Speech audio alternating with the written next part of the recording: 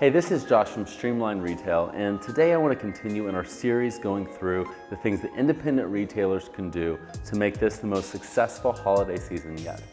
Last week we talked through marketing strategies, through some of the ways that you can use Facebook marketing, marketing on your website, and events to grow your business this holiday season. One of the things that I talked about that I think is so important is the idea that your customer changes from the rest of the year to the holidays, where you go from your normal buyer, your normal shopper, to the gift buyer, the person really purchasing for your ideal client.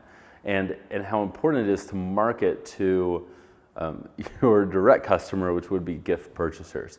And I think that transitions really well to what I want to talk about today, and that's the idea of inventory planning for the holidays. How much stock and what stock should we carry going into the season? First off, if I'm honest, inventory planning is something that happens in advance. It is not something that we do and that you can just pick up last minute. As you know, it takes us a good amount of time to land the goods that you need. But it doesn't mean that if you haven't thought about it yet that you're completely up a creek without a paddle. Like, you certainly have some things to do. So first, just the need for a plan. The holiday seasons make up a significant portion of revenue in retail.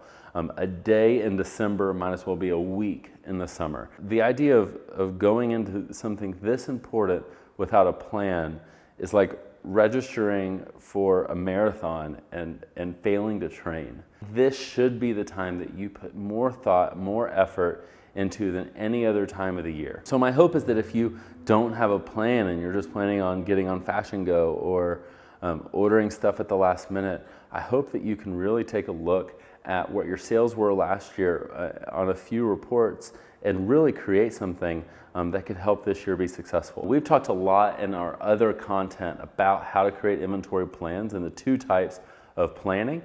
We've linked that in the content below this video if you haven't seen that. But basically, inventory planning is one of two things. It is either something you create yourself, where you look at your inventory turn and your sales projections on a category basis, meaning like, where do you think you're going to be in November? Where do you think you're going to be in December per category?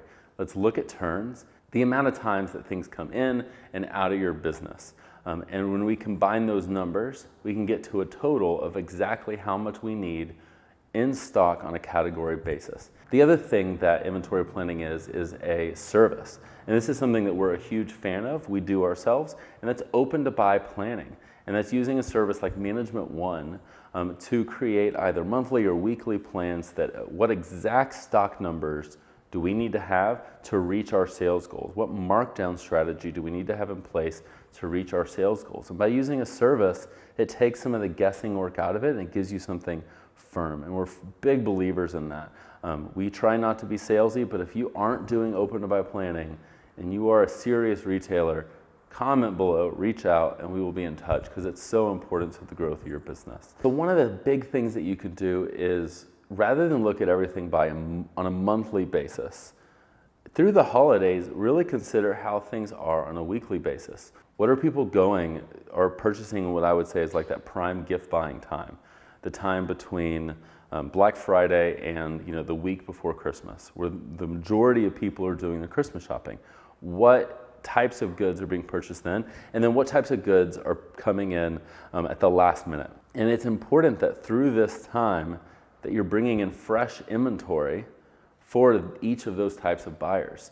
If you are a women's store, bringing in fresh inventory, fresh dresses, fresh sweaters, fresh jewelry, by fresh I mean new, that each of those things are easy gifts to buy. You don't have to worry about how a sweater fits.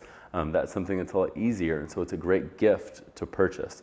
If you're a home decor store, realizing that maybe couches aren't as important to stock up on, but your throws and your tabletop books are something that are going to end up being gifts towards later in the season, whereas earlier in the gift buying season, your larger items of people who are planning ahead and buying that larger piece are likely to move through your store. So consider how gift buying changes throughout the month and buy based on that. And I think that by having a strong point of sale system that gives you sales totals on a weekly basis and getting to evaluate, like, how did that work last year?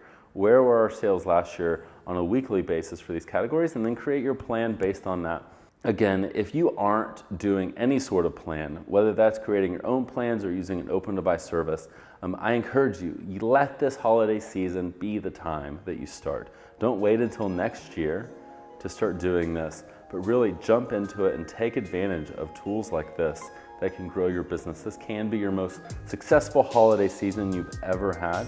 I firmly believe in that.